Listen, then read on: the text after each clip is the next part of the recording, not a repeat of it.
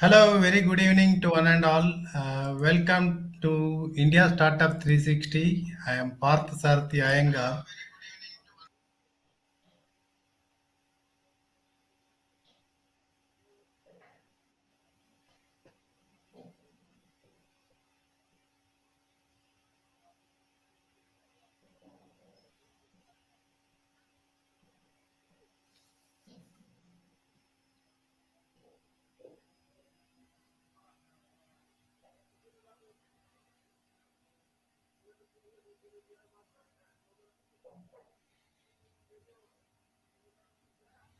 What happened? I can't see anybody.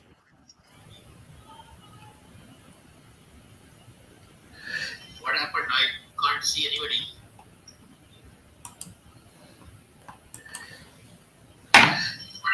Yeah, very good evening. I am Parth Sarthi Iyengar from India Startup 360. We are on eOxigen's EV mobility shows that we will be launching a series of shows from today, and we will be covering various important aspects of EV mobility and also various issues and compliances that you have to follow with respect to uh, your this battery issues and also the compliance issues of this particular aspect.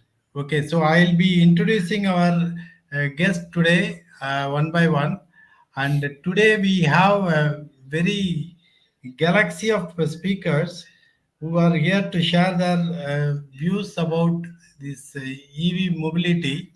And without spending much time, I just want to call upon all our esteemed speakers today. And to join us today, we have Mr. Vivek Gupta, who is the MD of eAshwa Automotive Private Limited and Sampurna EV Ecosystem. So, Mr. Gupta, you are welcome. And next, our guest is we have Dev Mukherjee, OSM, and we have Mr. Subhash Arya, and we have Mr. Sujoy Chaurasya, the founder and CEO of eOxigen Automotive Private Limited. So I now call upon Mr. Sujay Chaurasya to introduce the panelist and take the proceedings over there. Over to you, Mr. Sujay. Thanks a lot, Mr. Parthasarthi. Am I audible? Yeah, you're audible. Please go ahead. Yeah. So let me give a small rectification. It is Vikas Gupta, sir. Dr. Dev Mukherjee. And we also have Govind Tiwari, who is a fairly young gentleman, and he heads the plant of a startup of a MNC in India. So we're going to broadly talk about the new homologation rules and notifications by the government of India, especially focused on battery. So first of all, thanks a lot, Parthaji, for providing us this platform. We will give a brief introduction, as I told you. Our first speaker is Dr. Dev Mukherjee, who is a part of the senior management of Omega CP. They are into three-wheelers, four-wheelers, and soon coming into two-wheelers also in the battery electric vehicle segment. Now, battery safety norm has made certain impact on the business models of all the companies who are in this segment of battery electrical vehicles. We know it is being used extensively in last mile. It is also impacting multi-brand operators like eAshwa and new startups which plan to do that. So we will be speaking about it, starting with our first speaker, Dr. Dev Mukherjee. So over to you, Dr. Dev Mukherjee. We'd like to know more about you, Omega CK, as well as this current battery notifications which impact our business. Thank you. Thank you, Sujay. Thank you, Mr. Parthasarthi. Our company is Omega Seki Private Limited, and we are in the EV space, we manufacture electric three-wheelers, electric two-wheelers, and now we are coming up in the pickup truck 1 ton payload in that space as well. That aside, we are an integrated company in the EV space, wherein we have our own powertrain. We have a joint venture with a Korean company to do our own powertrains, and we have recently set up another JV with a US based company to do battery packs. First step is battery pack manufacturing, and then you know after that we will go into cell manufacturing as well in step two. So that's how our business is structured. We are a complete solution provider, and we have our own supply chain of powertrains as well as batteries. Having said that, the battery has been much talked about in the EV space for right reasons. This is one of the most critical part which differentiates between the EV and the IC engine. And in fact, it is a complete shift from IC engine in the sense that first time, the EV or the vehicle maker is responsible for fuel of the vehicle. So what has happened is that initially, most or rather all of these cells have been imported into India, and there have been some incidents where quality of cells, batteries, etc., have created quality issues, fire hazard, etc. And looking at all those, and to give confidence to buyers, and also to um, give an impetus to the supply chain, government has come up with these specifications, uh, which is under AIS 156. Now, AIS 156 talks about the battery specification, performance, safety, broadly in these three categories. And there are various norms which have to be adhered to by the industry, starting with December, and then next lot would be um in place by March next year. So I think the issue here is that one, the battery design needs to be looked into by the battery maker. Obviously, cells as of now are not being made in India. It will take some time. We have several PLI schemes, advanced cell chemistry, etc., in India, and we have to see how that pans out. But as of now, the pack makers who import cells from abroad, they will have to take care of certain quality of cells, then the configuration of the battery pack, the spacing between cells, and also the thermal propagation, etc. So it all relates to broadly two areas. One is the quality of the cell, and secondly, the design of the pack. Uh, I think that is where the whole, the focus lies. And also, as I see going forward, sooner than later, government will come up with the regulations, etc., making the OEMs, making the vehicle makers responsible for the entire battery life cycle, over its life cycle, which means starting with the manufacturing of battery, then the usage of battery, and then end of life treatment of the battery.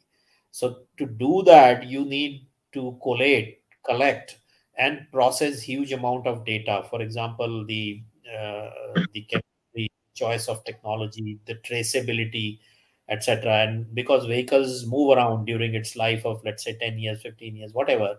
So how will you keep track of that? So that is where the whole data processing will kick in. You have to collect data using sensors or traceability mechanism, etc., has to be in place. So what I would like to sort of summarize this whole this whole subject in two areas. One is that the battery manufacturing, wherein the battery maker has to take into account the cell material technology and the performance characteristics. And second is the whole data collection part of it. And second is the whole responsibility of the OEM.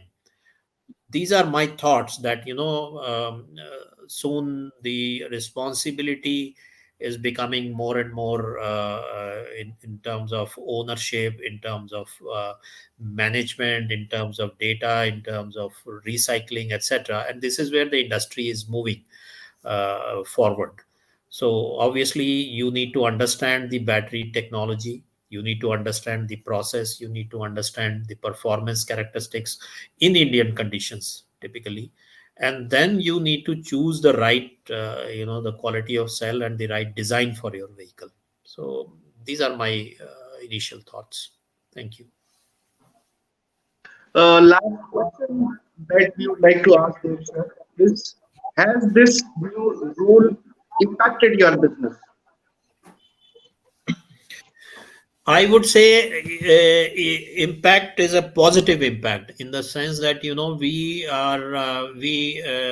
were readying ourselves.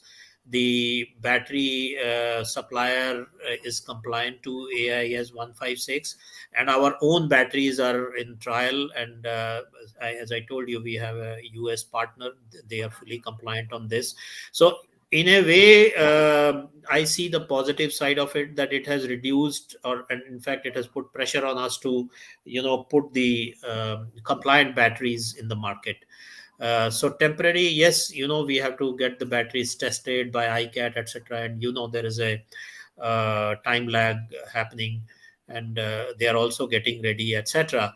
So yes, I think initial hiccups would be there, but if you have the right technology, then I don't think there is a problem.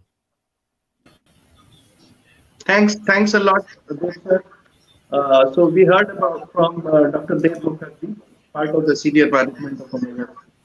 Now we will go over to Sri Vikas Gupta ji, who is managing director of eOxigen Private Limited, and also in the process of building up a EV ecosystem dedicated towards high quality and registered number plate vehicles, especially the EV sector, known as Sampurna EV ecosystem. Vikas ji, over to you, sir. Thank you, Sujoy ji. Thank you, Mr. Parth. And it was great hearing Dr. Dev Mukherjee, who just spoke. So, my name is Vikas Gupta, and I'm the founder of eOxigen Automotive Private Limited. So, currently, eOxigen Automotive Private Limited has the largest network of dealer, distributors, and assembly lines in the country in the EV segment.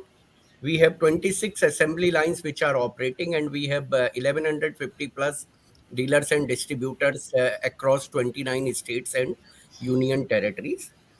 Now, I have taken a break from eOxigen Automotive, day-to-day operations of eOxigen Automotive, with the intent to create a new venture which is called Sampurna EV Private Limited.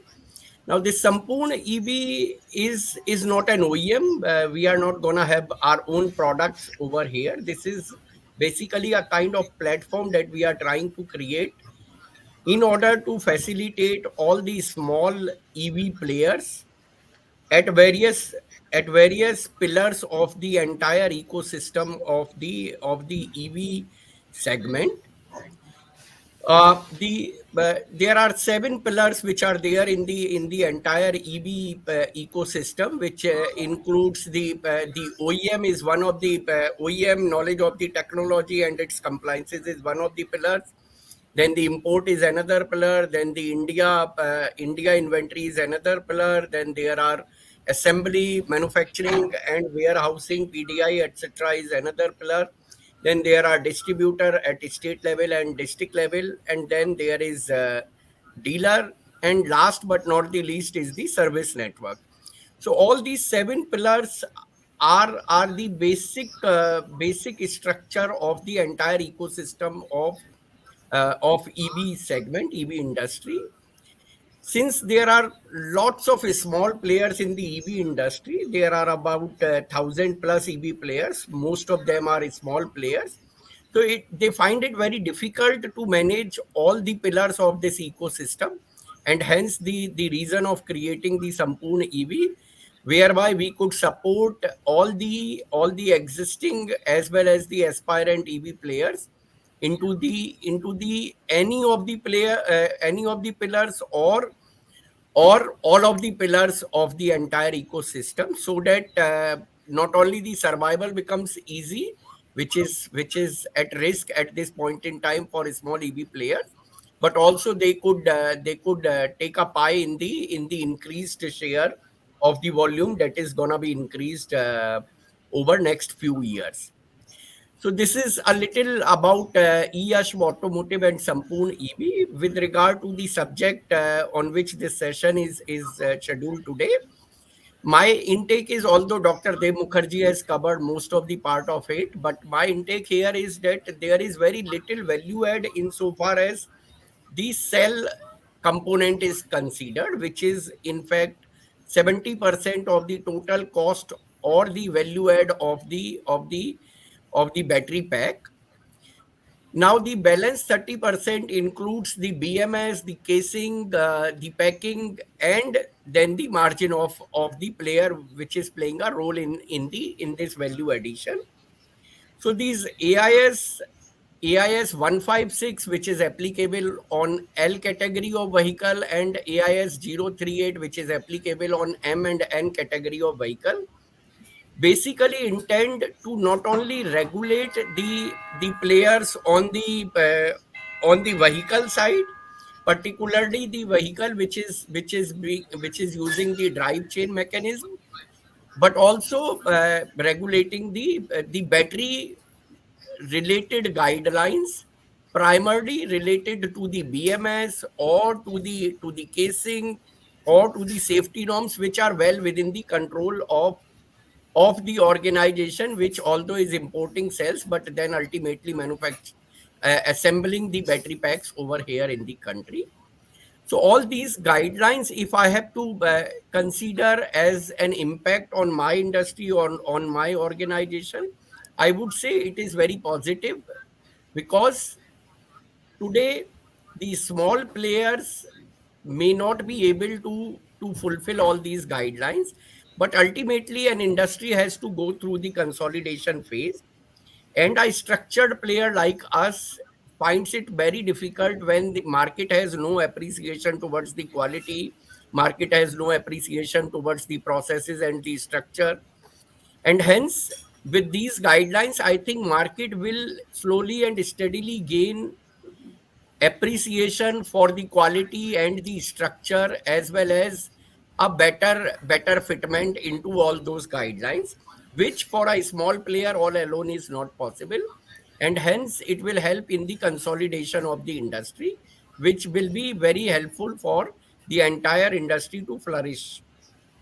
I'll take a pause here, and I think I have covered all things, but Sujoyji, in case there is something you want me to cover additionally, I would be happy to cover that.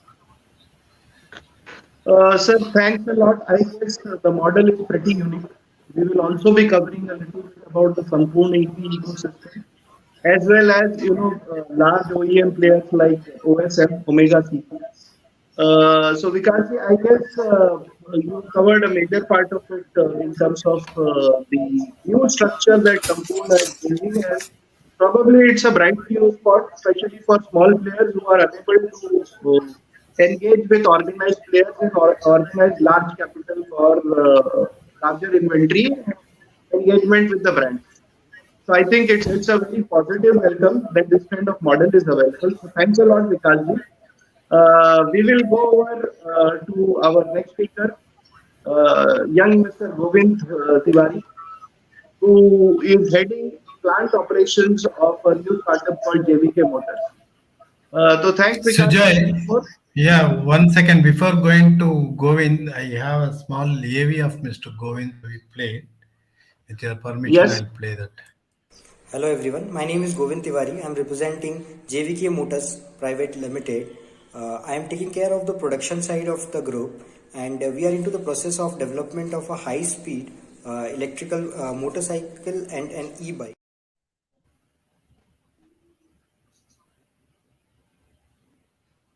Is this playing? Yeah, it already played. You want to play again? No, thanks, thanks. I guess. So over to you, Govindji. With your permission, Parthaji, can we go over to Yeah, please, please, and listen? please go ahead. Yeah, Govind, over to you, please. Thank you, Sujoy sir. Thank you, Deb sir, and thank you, Vikas Gupta ji, for enlightening us with the operations being done by organizations and also enlightening us with the new battery norms. So, to introduce myself, I am Govind Tiwari, and I am representing JVK Motors Private Limited. So, they are a part of a group, Bahrain-based group, and they are into the process of development of high speed electrical motorcycle and an electrical e-bike for the Indian markets as well as some international markets. So we have just started it, and as an like assembler, this the battery is a very critical part of us, and I thank Sujoy sir for giving us an opportunity to represent my company and talk about the battery. So we have been like going around for the homologation procedure, and as we know that now the government has made very strict norms that you have to have all your parts that you would be using in your bike to be indigenous. So battery being a very critical component, and in the past we have seen some mishaps that happened, due to which even few people lost their lives. So after that, government has tightened the norms on the battery, and they have come with these new regulations of EIS 156. So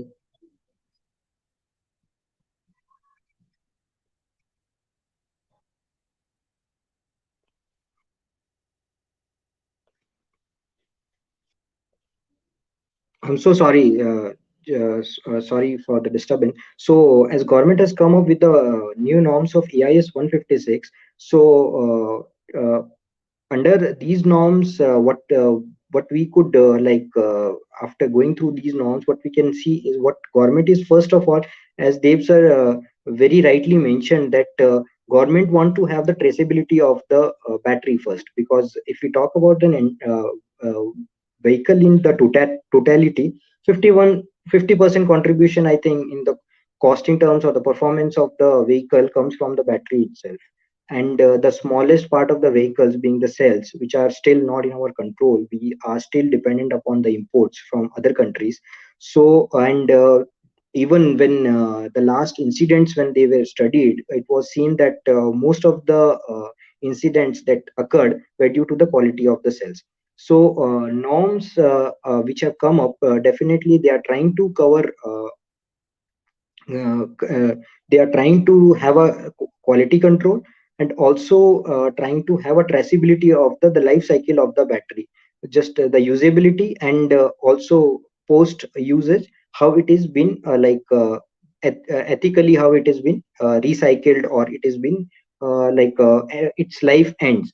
So that is also taken care of when we talk about the norms. And most important thing that have come into picture, if we take care of, if we take into consideration our condition, Indian condition, the tropical condition, where temperature rises to an extent, so that is a very big factor, because if in two wheelers and three wheelers I talk about, then there are very low chances where we could have some cooling system installed with the battery. So with thermal propagation tests, government has tried that they see like how much they could make the battery under the safety norms, how much they can do it. So thermal propagation test, they are very much stressing upon, if you want to have a battery approved, this thermal propagation test they should be going on. At the same time, if you talk about lithium ion batteries, so the brain of the lithium ion batteries, or the main controlling factors that we talk about, it is the BMS. So if we are not using a quality BMS, so we don't have a control over the battery. So under these norms, even what we see is the BMS has to have certain it has to have certain protections, so that over protection, under voltage, overcurrent, they could be they would be tested. They should be under the norm. At the same time, there should be some mechanism where the rider or the person who is riding the vehicle can even know, like if his battery is going into such condition where it could harm the vehicle and harm the driver. So in totality, if we talk about these norms, I think they have come at a very good time when the industry is like peaking up. We have seen that every year, every month, if we see that we are hitting a new high numbers in case of two wheelers or three wheelers, four wheelers sales. If we see, so it was very critical that government comes up with some norms so that we could have some safety norms implied on the vehicles, because if more and more vehicles would be like rolling out in the market, their safety has to be protected, and at the same time the government need to have a traceability. If for the vehicle, definitely we have the VIN numbers where government has some data if it is a high speed vehicle. But battery being very much equivalent, and mostly it's a removable battery for most of the vehicle. So the traceability of that battery is also very important, so we know that how it is aging with time and how it is performing with time. So with vehicle battery traceability and the norms which keeps it as under a safety parameter, and at the same time when its life ends, it is very ethically and in an environmentally friendly, it is recycled. So this government has tried with these norms that they could fix the entire life cycle of the battery. So definitely being a new player, if I talk about like my project, if I talk about, definitely there would be because of these new norms, uh, the battery OEMs, they have a I'm so sorry. The battery OEMs, definitely they have a lot of pressure on them to give the battery under these norms. Maybe the new projects would be delayed by a bit before we go into the homologation. But I see in longer run they would be very advantageous, not only to the vehicle OEMs but also to the battery OEMs in terms of safety, and definitely the consumer would also be benefited by these norms. That's all I have to say about this. Thank you very much. Thanks, Govindji. Thanks a lot for your discussion and talk on the battery homologation part. I will be taking over from here and stressing more on the current status of the Indian market. Now, as Vikas sir had rightly pointed out, that this particular homologation addresses L, M, and N category of battery operated electric vehicles. These are primarily electric vehicles which require a formal RTO registration.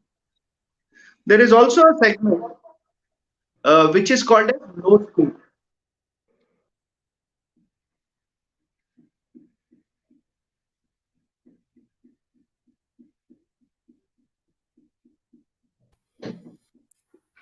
We are not able to hear you, Sujoy ji.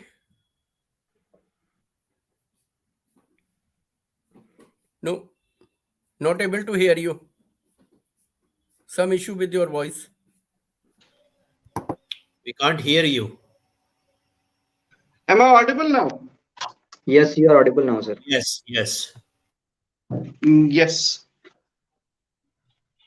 Okay, I'll start up. Uh, as I told you, this segment was cut into two parts.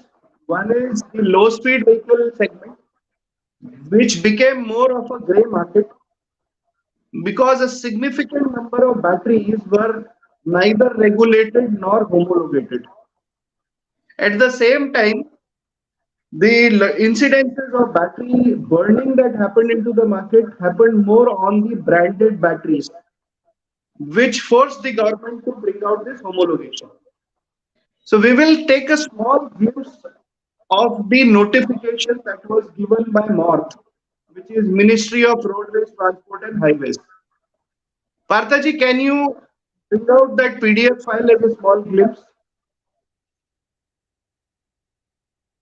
Partha sir, are you available there?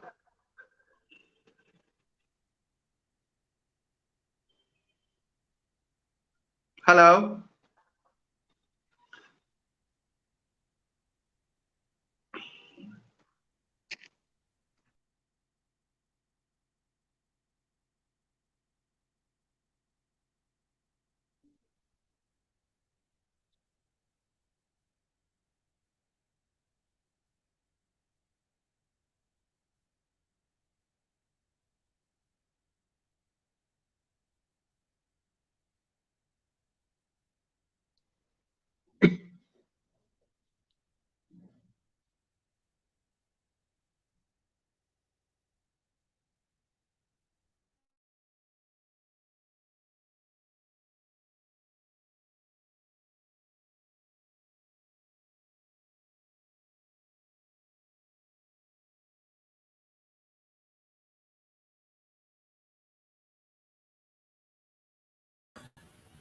I have already shared it, sir. You can see there on the screen.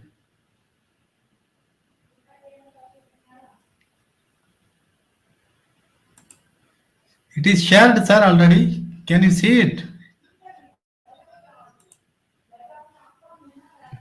Yes, we can see. Your screen is visible.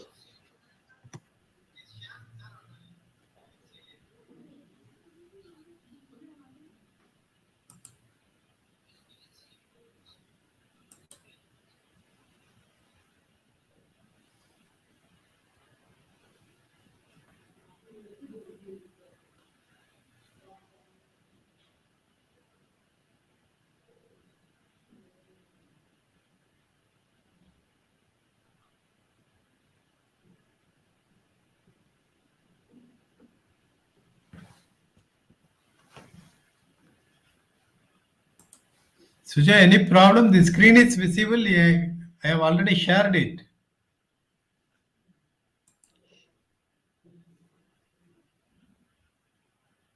Are you able to hear me?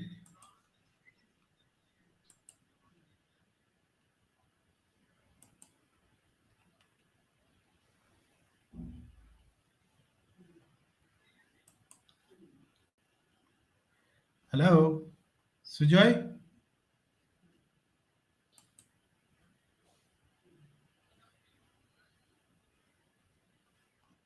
I think Sujoy has dropped.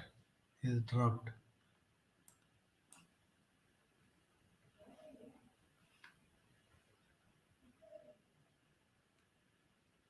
Hello.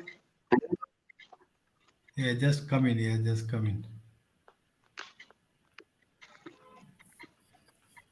Are you able to hear me, Sujoy? The screen is Yes, I already can hear shared. you. I The can screen hear is you. already Am I shared. audible? Am I Yeah, you are audible, sir? audible. Please go ahead. Please Okay, go okay, ahead. The okay. screen is. Correct. So if you look at it closely, this is the notification which had come first. Now it talks about REES. I don't know how much of you are there. Basically, REES stands for the electrical battery systems, which is basically a short form that government has defined for electrical batteries which are used in propagation. Now, this is an amendment number 3 for AIS 156. We will not go through the entire document, but primarily REES is an ingress protection requirement with 100% SOC shall be tested for water ingress basically. So it is divided into two structures. First structure is talking about the waterproofness of the battery, that is how much of insulation is the battery insulated to the environment. That is part of phase 1, which is in short form called as IP67. Essentially, it means whether battery is waterproof and moisture proof or not. The second part, which will be coming into effect, is the battery management system, which needs to be done through a microprocessor, microcontroller based circuit, which is essentially a PCB and a controller. BMS shall comply with EMC requirements as per EIS 004 Part 3 of AI 004 as applicable under the ESA test levels. Now, this is where the entire activity has come across, because now this is mandatory. So essentially, this has been captured by Shri Govindji. on overcharge protection, over discharge protection, over temperature protection, over current protection, short circuit protection, outboard portable charges which are part of the board. So we will not go through the entire document now. Essentially, I have shared that this is now part of the homologation and mandatory. The only confusing part is whether it covers low speed vehicle or not. That is the significant chunk or segment that needs to be that this document is not specifying. As on date, it covers all homologation requirements. There are other segments of homologation also which is required, but essentially it is impacting two sides. One, the low speed side of the battery business is something that has got completely and thoroughly confused. Customers are starting to demand something on this front. Whereas the L, M and N category, they already had been undergoing different kind of battery tests. It is required and mandatory for them to have this if they want to start selling their vehicles on road in India. Now the mandatory part has been brought in, which is a very positive side. The cost of homologation for the OEMs as well as every other supplier goes up, because now you can't just pick up any battery from the shelf and start selling it.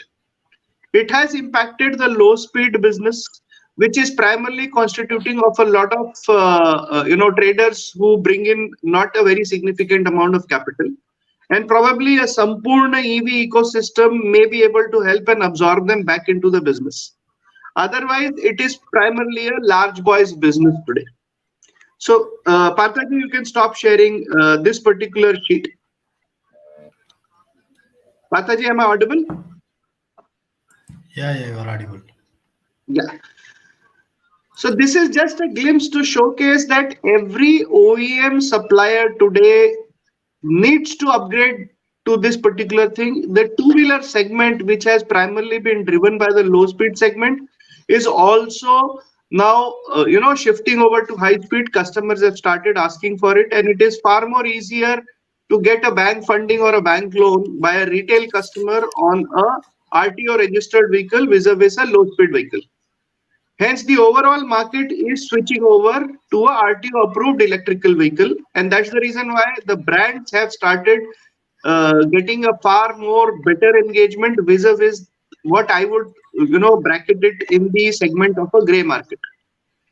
This is also impacting the outright import and sell in India kind of a business, as people are looking for some kind of indigenization in the Indian market.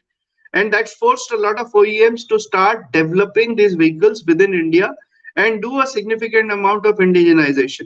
You see, some segments where nothing is made or manufactured in India, उसमें हम कुछ नहीं कर सकते. We really are helpless because we will have to wait for the ecosystem and suppliers to graduate to that level.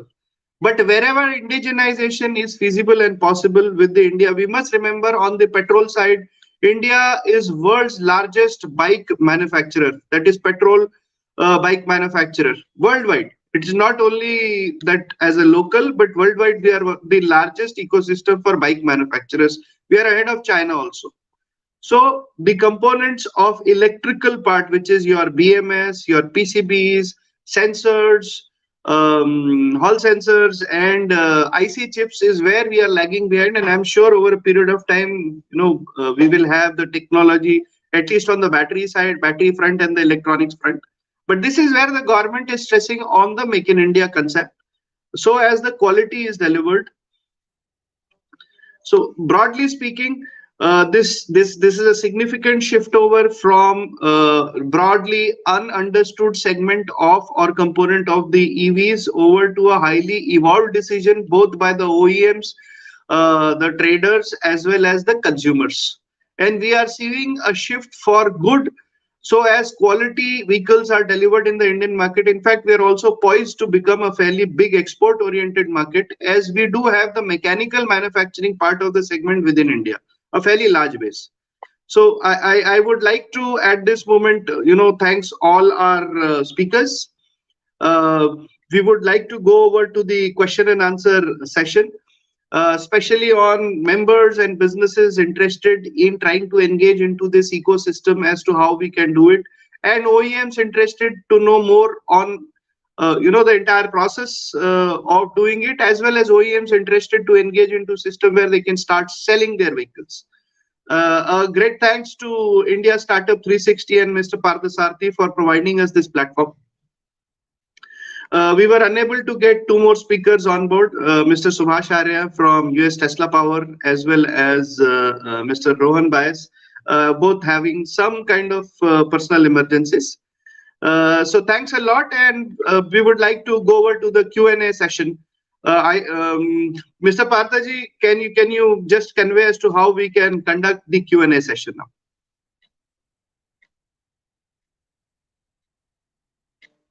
Hello.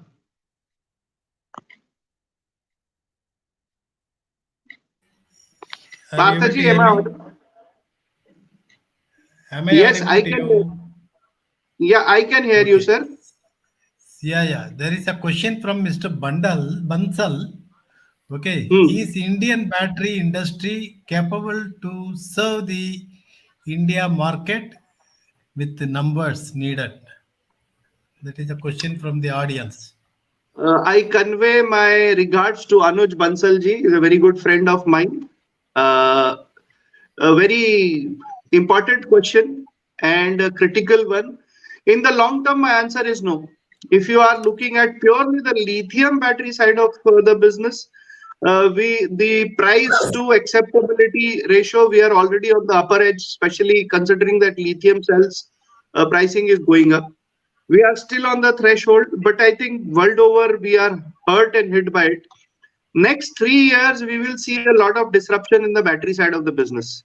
As on date, lithium battery packs are the only ones because they are the appropriately priced segment, especially for electrical vehicles.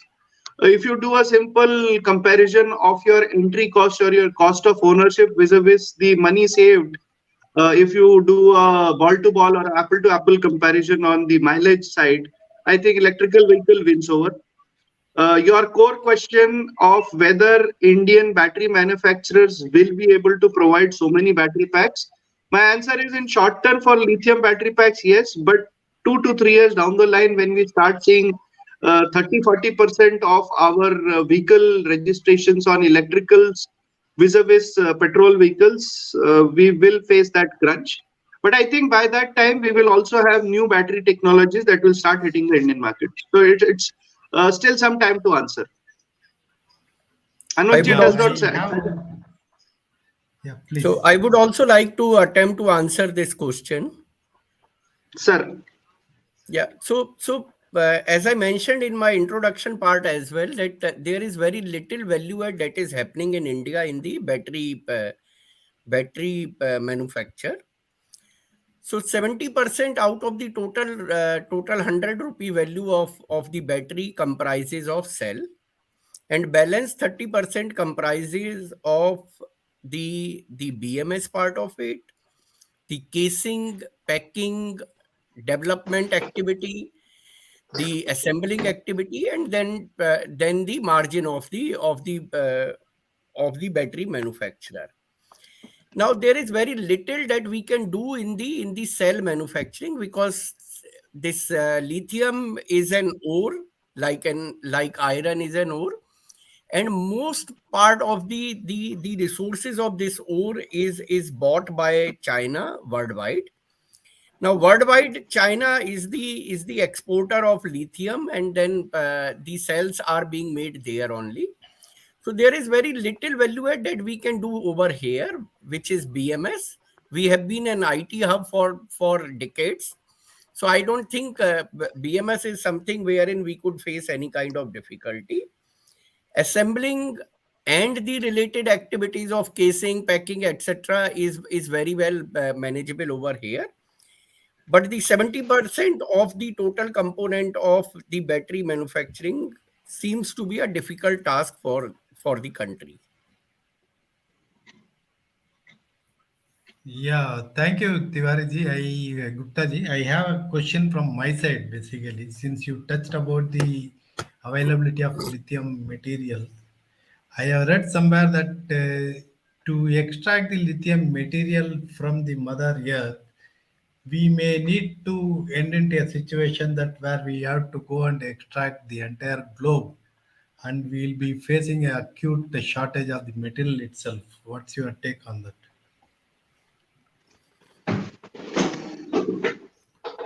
So, so Parthaji, really sorry, but I am not an expert on that. I could take a plunge on it, but I have also read the same thing, and I think you are absolutely right. But insofar as commenting as to whether it is correct or not, I think I'm not the right person. If I may So add modest, to what yeah. Parthaji, if I can add to this particular thing, battery reprocessing. Approximately 1.5 or 2% only is used in a lithium battery pack in terms of lithium chemical compounds. So it is either LiFePO4 or some other chemical compounds that lithium is mixed. Lithium in its raw state is a fairly inflammable material. So the recycling efforts have started. In fact, there is a cost of extracting lithium as a raw material from its salts from Mother Earth, and that cost of recycling is somewhat similar. If a reverse logistic is found for collecting so many battery cells and packs which have kind of undergone their life. One of our speakers, Mr. Rohan Bias, whom we wanted to bring from Ziptrax, actually engages in that kind of business.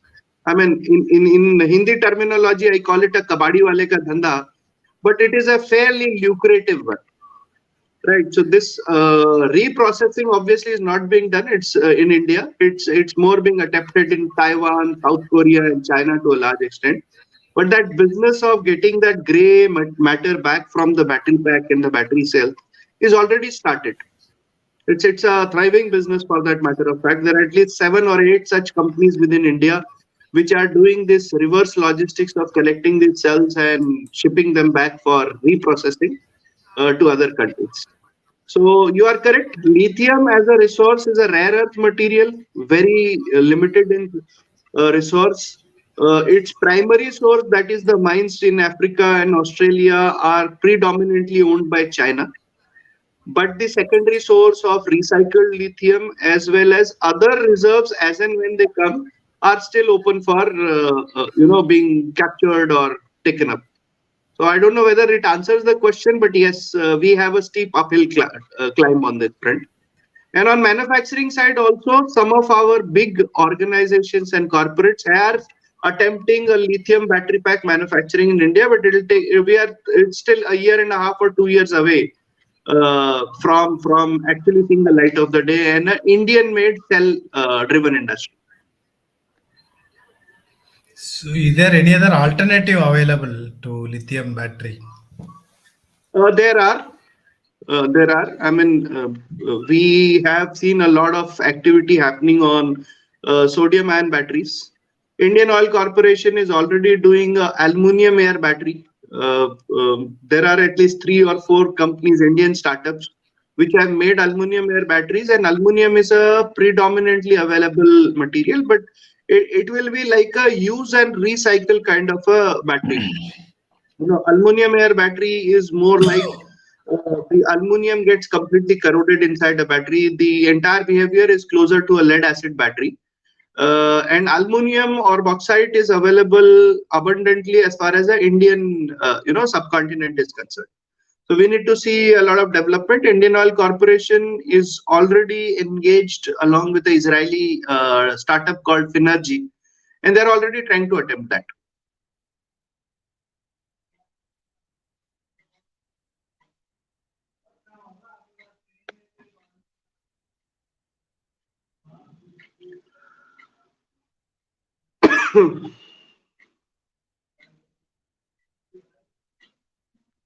Sir, you are not audible. I can't hear you. Yeah. Am I audible now? Are you able to hear me? Yes, you are audible, Parthaji. Yeah. So my next part of question is the same. With respect to adherence of the standard, do you feel that the recycled batteries can be controlled or made to follow these standards and it is as safe as you started the topic of this safety of the batteries? Mhm. Anyone from the panelists would like to answer? I would like to answer that. So, Parthaji, you are very enthusiastic in that regard. Currently, we are basically struggling to comply with the norms with the new batteries.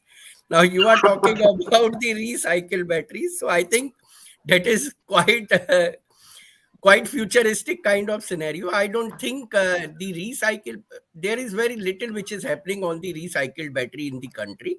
So let us first focus on the new battery packs to comply with these norms, and then thereafter, as and when the recycle of those batteries or the earlier used batteries would come into the picture, I think government would also give certain guidelines related to those recycled batteries. So far there is no concrete guidelines on even as to how the recycling of these lithium batteries or these batteries would be done, and what is the government norms in that regard is not prescribed so far. Thank you, Mr. Gupta. My last question is, of course, I think as you rightly said, I'm a bit over enthusiastic. See, as a business critic or business analyst, whatever way you can take, because I nurture a huge community of startups where all these type of so-called silly questions or smaller questions are being asked. So does it mean that there is a very bleak chance, a remote chance for a smaller player to play in this entire scenario? So can I answer this with the Yes, Yeah, permission yeah, of sir. you? yes, It's yes, an please, open question. please. It's an so open so question. So, Parthaji, as I mentioned in my introduction itself, after spending 5 years with ES Automotive, I am now devoting 100% of my time in setting up and in making Sampoorn EV a platform which could help all these small players. See, as I stand alone, small players, I think you are absolutely right. It is very difficult for most of them to even survive. What to talk about taking a pie in the increased share? Most of the 90% of the small players are today struggling for their basic survival. And in case the situation goes in the same fashion, I don't think they would be able to survive. In any case, every industry has to take the plunge of consolidation. There is no other industry than the electric vehicle industry wherein there are 1000 plus OEMs. Someday or the other, the consolidation has to happen. But now, with a Sampoorn EV kind of platform, we could help those small players to basically participate in the larger play and in the consolidated phase of the industry. That is my take on it. So anybody else would like to comment upon that? Because I would like to give a small proposal, basically. Dr. Dev, would you like to make certain any comments on this, question? Yeah, I think, see, lot of changes will happen in the entire supply chain of automotive. Automotive employs a huge amount of or huge number of MSMEs, which actually form a very important part of this entire supply chain. Tier two, tier three, and then there are sub suppliers, etc. And they are they play, in terms of weightage. If you see, the weightage of importance is equal to that of a tier one, even though the MSMEs in this country are not really celebrated or they don't get their due. They are always under pressure, financial pressure, cash flow problem, payments, labor, regulatory, etc., etc. We know the story. I think what will happen is when the mainstream players like Suzuki, Hyundai, Tata has come, but they will obviously expand their footprint in the EV. when these players come in EV in a full-fledged manner, their supply chain will also get into it. And when, for example, Maruti calls its suppliers, the earlier ones, and then they say this program is planned for next 5 years. Obviously, the entire the wheels, all the wheels start to move, and then the entire supply chain gets into it. So lot of these players will also lose their business because there is no engine, there is no gearbox, and there are so many other parts which will not be there in the EV. But there will be opportunities for a new range of products, new range of parts. For example, battery related, the wire, the electrical side, the connectors, etc., etc. So there will be a lot of new opportunities emerging. Software side, a lot of new opportunities will emerge. So there will be a lot of shift of the supply chain happening in next 10 to 20 years. So I think this is where there will be opportunities as well as challenges. Now every company obviously has to plan its trajectory. Each businessman knows where he wants to take his company, whether he wants to stick to the IC engine, even though the mainstream production will stop, but the after sale spare parts, etc., businesses will continue. Eh, so that's how the whole automotive industry will shift. So the straightforward answer is that yes, it also needs capital, it also needs investments and heavy lifting by somebody who wants to be a part of the EV. And I think this is where the OEMs will have to play a role. People like what Suzuki did in 80s and 90s. They brought their suppliers. They also helped them financially, etc. So I think this is how the industry is built. This is the job of the bigger players to also align with the smaller ones, MSMEs, etc. And government will also have to come up with some specific incentives to the MSMEs. I hope they come up with something. So these are my views. No, I Can fully agree I with. add can I add something? Yeah, please go ahead, sir. So very well said by Deb sir. And to add thing, definitely there would be like pressure on the existing. But what I see the beauty of the in electrical mobility is it is a technological product. So definitely many players who have been supplying to the IC vehicles, they will obsolete and or they have to go a change and they have to adopt new thing. But there are now the experience of the mobility is not just moving from point A to point B, but everyone is looking into different technological features that a vehicle can provide. So we see when we see a two-wheeler vehicles, electrical two-wheelers, we see they the basic things that we see is at what high speed it could go to, how much range it gives. Apart from that, what we see is what other features it is giving to us. So like telematics is again a big field where many people are working. So we have a real time we can control our vehicles. We can like remotely control our vehicles through applications. We can control our vehicles. So this space would be like open.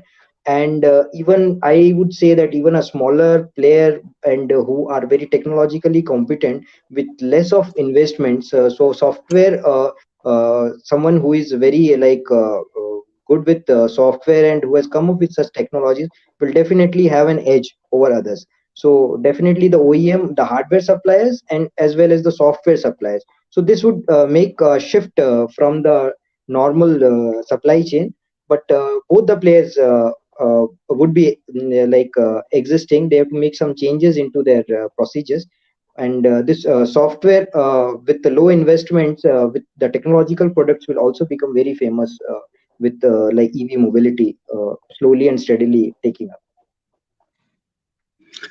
I would also, like to add to it. EVs have brought in a lot of disruption worldwide. If you look at the large players also in EVs, they are not the traditional automobile manufacturers. Look at USA. The largest EV manufacturer is Tesla. It doesn't have a legacy of automobile manufacturing. Look at India, the largest scooter manufacturer or seller. Obviously, it is contested by three different people. You have Hero Electric, Okinawa, and now Ola. Ola doesn't have a legacy of automobile manufacturing. Rather, my take on this is that automobile manufacturers have been resisting to this idea to a large extent. And now, since they are seeing that pie is growing, so they don't have much of an option. Obviously, financially, they are much more, in a better position vis-a-vis, say, electric vehicles. But this market is in for a massive disruption. Except for the mechanical part between a ICE vehicle and a electric vehicle, the core engine technology and how the traction is done are two different technologies. Plus, an electric vehicle can be driven a lot more electronically integrated with, as Govind rightly said, telematics. And the disruption in two-wheeler segment also has come from, say, the last mile connectivity provided by Amazon, Flipkart, who are extensively using two-wheelers and three-wheelers in the electric segment. It's not the retail segment which picked up, except for obviously the e-rickshaw revolution, the L3 category e-rickshaw revolution, which has happened because it's thrown open a segment which has become a livelihood, a core livelihood for a very strong mass, at least in the northern and eastern belts of India, which is the retail segment. So it clearly shows that there is a segment. If you look at e-rickshaw only, now Mahindra and Kinetic are jumping into it. Otherwise, the e-rickshaw players, I mean, names like Mayuri or various other vehicles who are more of a jugaad, vehicle of Chinese imported parts and components assembled in India. But nonetheless, that segment exists.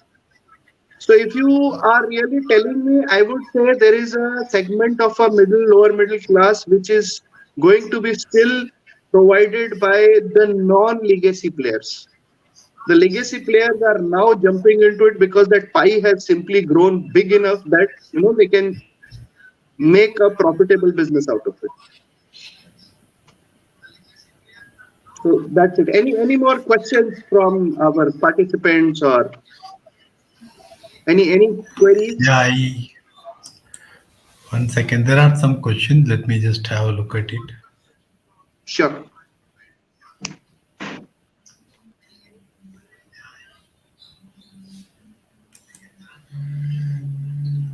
I just posted a question there in the.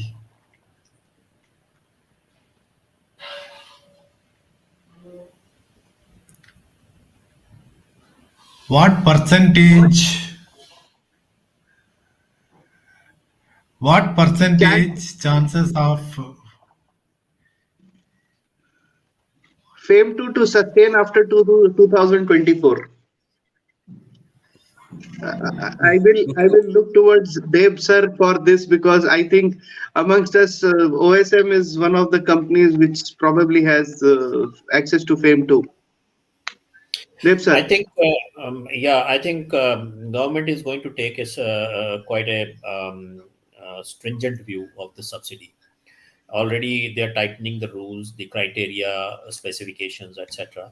Also, the qualification criteria are getting tightened, and the feedback rather the signals that we are getting, meeting with Niti Aayog and all that, is that probably they will discontinue. They will not extend FAME 2 after 24. Their view, and I'm not sort of passing any judgment here, but this is my understanding after meeting with various policy makers, etc., and the feel that you get is that there is a view that FAME 2 subsidy has been misused by some players. At the same time, they feel that in next 3 to 5 years, the industry has to stand on its own feet, and there are already PLI schemes, etc., in place, and they feel that with the volumes coming in, the FAME 2 subsidy, the benefit part can be set off by a reduction in prices owing to the volume increase. So I think so. My personal opinion is that the subsidy may not continue in its present flavor. They will make it stringent. They will tighten the rules, etc. They may even do away with it completely. So I think the industry has to be prepared for it. See, my humble submission over here is we still feel that okay, this IC engine segment is flourishing and automobile is flourishing in India. As Sujoy has told that India is the largest manufacturer of two wheelers. But what I observe over here is we have lot many ancillaries coming up to support the main core manufacturers. Not that Nike we have many as we have in EV that Nike thousands of manufacturers have ventured into this IC engine segment and Nike the industry is flourishing. So there need to be what is called structuring of the segment and let the capable man or let the fittest man do the manufacturing and others only support him as the spare part manufacturers or maybe even the so much so developmental activities or so on and so forth because until otherwise there is a quality check and there is a check even on the number of players. I don't say that it should not go to the MSME or segment or whatever it is, but by opening a huge window, like you are only allowing the market to flood, and the flood is definitely going to erode away the ecosystem basically. That is my humble opinion. Maybe I'm open to a final comment from the panelist, and maybe we can conclude with that.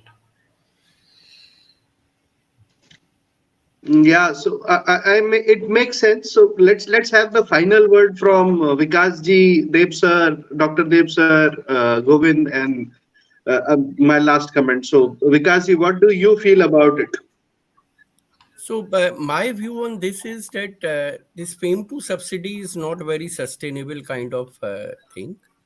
Particularly any subsidy which is linked to the end customer, but passed on by the manufacturer without having much checks and balances on it.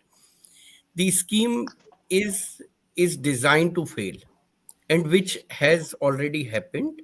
We have seen the government has issued many notices to the players who have given the subsidy in the past, and their subsidy has been blocked for certain reasons. So I think instead of having the FAME 2 subsidy, in case government gives certain incentives to the manufacturer, so that the ultimate benefit gets passed on to the end customer, is a better way. And government maybe at a later stage will move from the FAME 2 subsidy to such kind of incentive. PLI is already there, which is helping manufacturers in certain ways, but there are certain other things that need to happen, and later or sooner those might happen. That's my view. Thanks, Vikas ji. Deb sir, what is your take on this?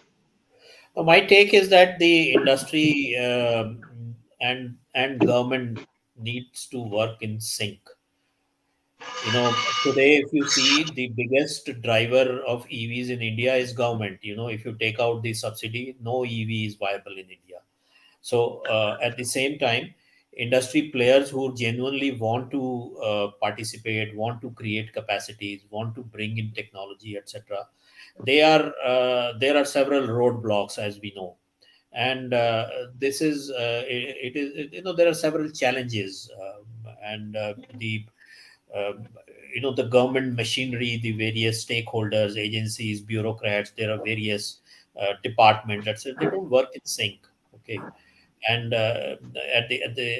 so in the end, what happens? There are delays. The project get stuck. The cash flows are hurt, etc. Happens. So I think the best way to really create this industry, because technology is mature. India is right at the right time in this space. and there is a huge export opportunities opening up with all the geopolitical shifts happening. I think that the opportunity is huge, and government needs to work closely with the industry to facilitate it. Okay, small clusters can be created, financial incentives can be given, and you set high targets. There is no problem. You set higher benchmarks and regulatory mechanism, etc. That's okay, but the money has to come. Investments have to come, and particularly as I mentioned in the MSME segment. I think then it's doable. In as numbers, those are being thrown upon are 30%, 50%, even 100%. It's not possible otherwise. We are talking about huge volumes. It can only happen when you really put your money where your mouth is. So I hope that happens. Let's see to it how government reacts to it. Govind, you would like to convey some words on this, considering that you are already engaged in a startup project. So, like, if we talk about FAME, definitely, like, I don't think government is very enthusiastic to continue it further. But definitely, they have a like big chunk of fund that they have to exhaust, and I think they would be focused more on the passenger, public passenger segment only to the buses that they are deploying in each and every larger city or the capital cities of the state. They would more focus on that only with FAME that is done. Secondly, as Dev sir and Vikas ji mentioned, that definitely this being a very new industry, and they would need good support of the government as well as the coordination from all the departments who are looking into this like EV segment. So they introduce a scrappage policy. So under that, if that could be like enhanced further, and because at the end of the day, the policy was made so that they could attract more and more people towards electrical vehicles. So under scrappage, maybe they could extend further some good amount. They could extend it so that people gets attracted towards the electrical vehicles when they are purchasing electrical vehicles after scrapping their normal conventional vehicle. So that could be done, and definitely the funding, as Dev sir mentioned, being the like lifeline of the industry and mostly the MSMEs. So that could be definitely extended to like at maybe at some discounted interest rates or whatever you could say, but that is very important from the government side. So that, as Partha sir initially mentioned, why so many players are not coming as they have come in the like IC vehicle manufacturing. So they would definitely come if these things if are extended, and more and more fund is made available to the players. So definitely more and more new players will also come into the manufacturing of the parts of the electrical vehicles. So that's all I have to say about that. Thank you. My take is quite simple. India had a license Raj previously. So if you look at the automobile segment, you already only have even the two-wheeler segment, in spite of we registering nearly 2 crore 10 lakh kind of registration every year for the two-wheeler ICE segment. We only have 4 or 5 big players. So we really do not have had that kind of a open thought process where government has been very happy, or rather government wants to live along with a very thriving environment. It's more because of our structure. It is open to pulls and pushes, and finally the policy is subject to those kind of pulls and pushes where interests are taken care of. Having said that, we also need to realize that if there is a general interest of MSMEs which has to be taken care of, I strongly believe that the sheer opportunity of the amount of employability that can be generated in this segment, and as Dev sir has pointed out, that a huge export opportunity is dawning on India. So it is up to the government and the MSME segment to cooperate, coordinate, so that this export opportunity is capitalized, and at the end of the day, we can serve, the huge mass of people, because everybody cannot be absorbed in IT alone.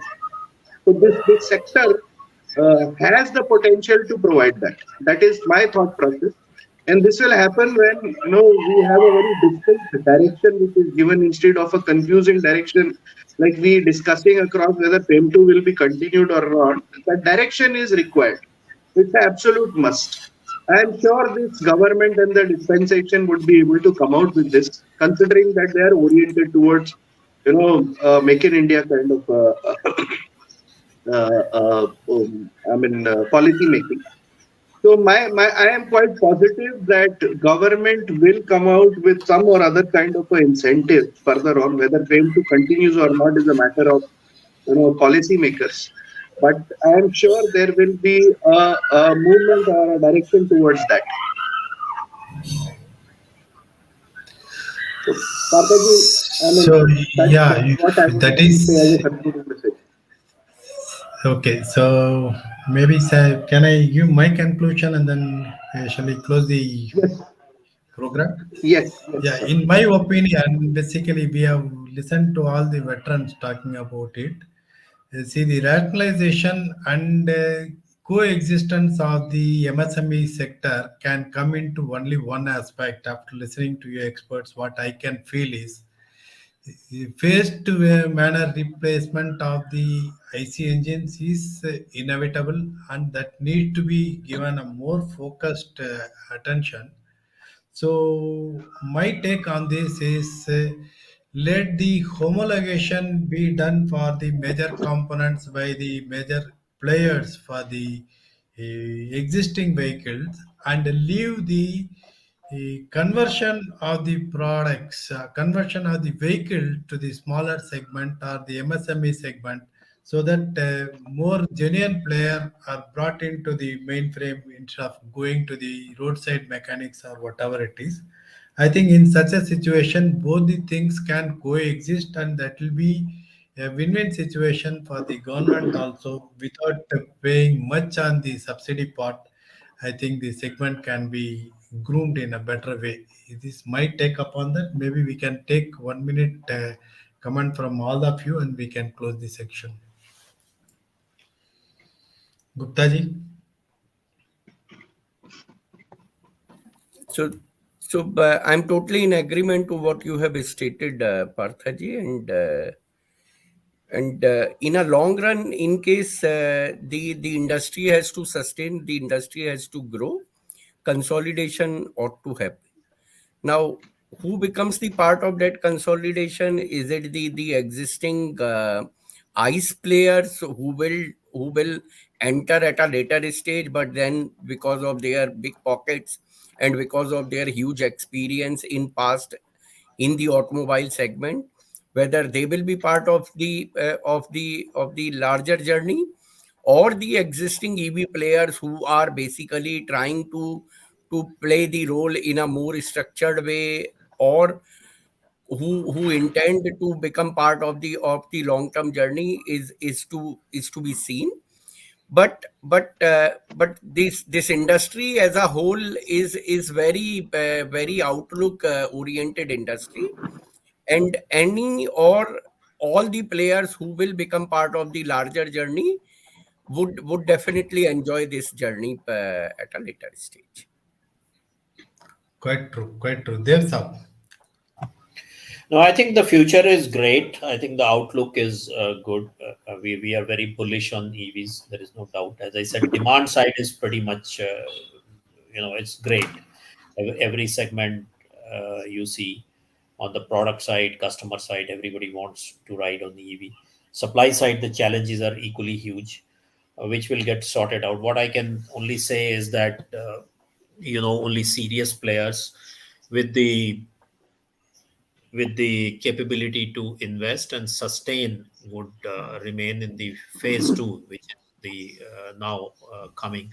Also, I would like to mention a very important point, which is often neglected in Indian context. That is the availability of human resources, and which is where Sujoy, you are doing a great job.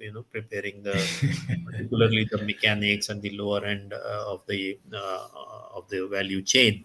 So I think this is something where all the educational institutions, even government agencies will have to pitch in there. You need very large number of people to look after these vehicles on the road, service them, take care of them, also handle them in case of emergencies, etc.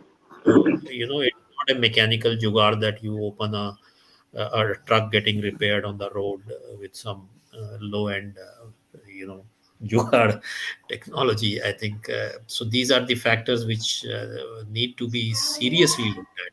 So my view is Seriously. that opportunities are great, but challenges are also in equal proportion. Let's see how it kind of shapes up. So thank you very much. Govinji.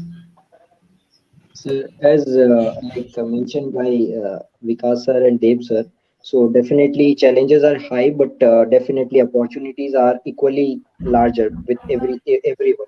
Definitely, there would be shift in the way the supply chain also, and the way after sales also, the things that would be taken care of. So we have to have an infrastructure, not only the charging infrastructure that we talk about, but definitely such kind of after service infrastructure has to be there. People has to have a change in their mindset, like that I can get my EV repaired any at any place, because when still there are people who have certain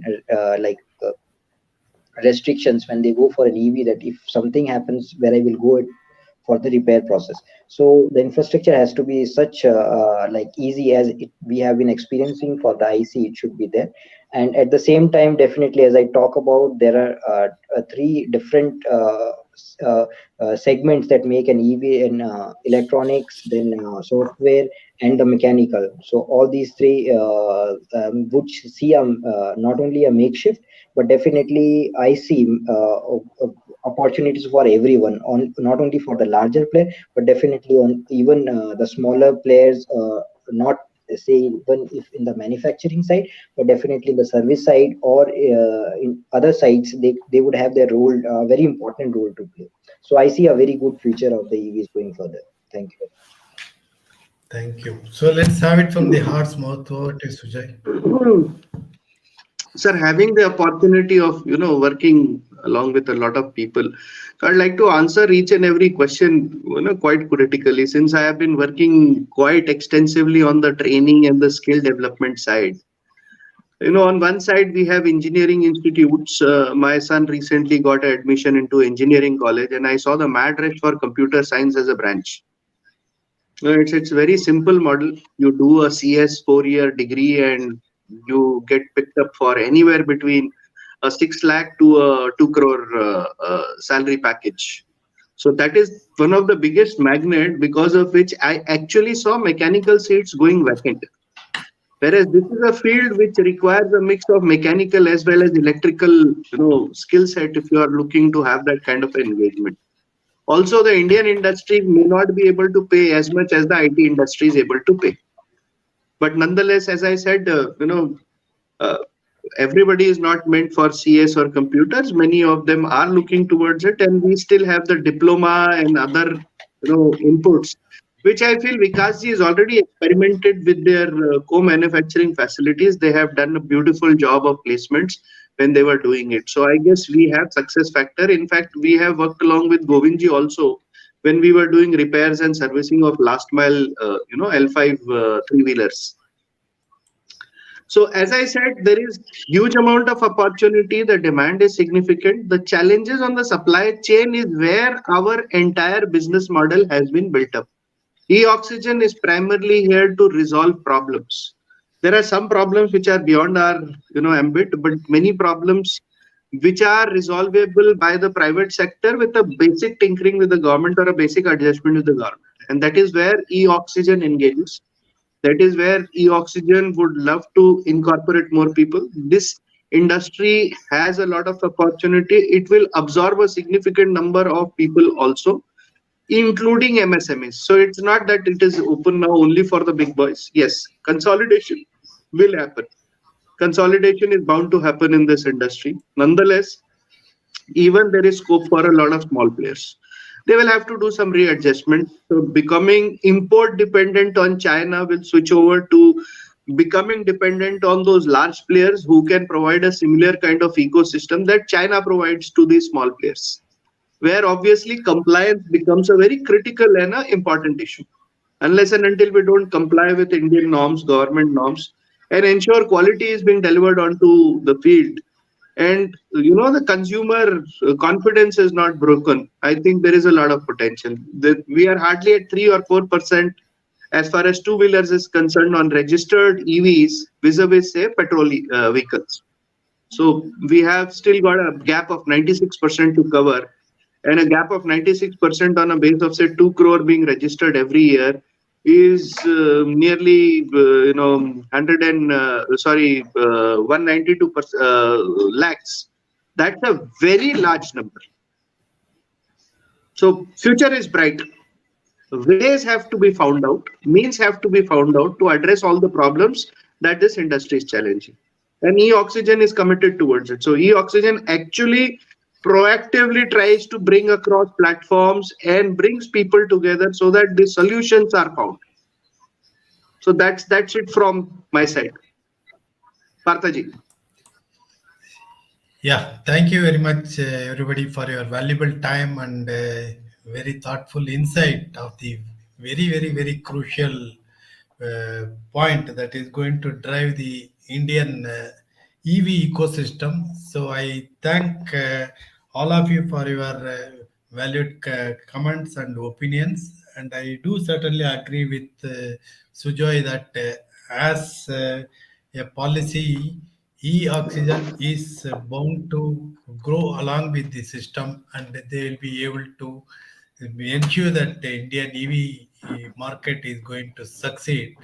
And with this note, we conclude today's session.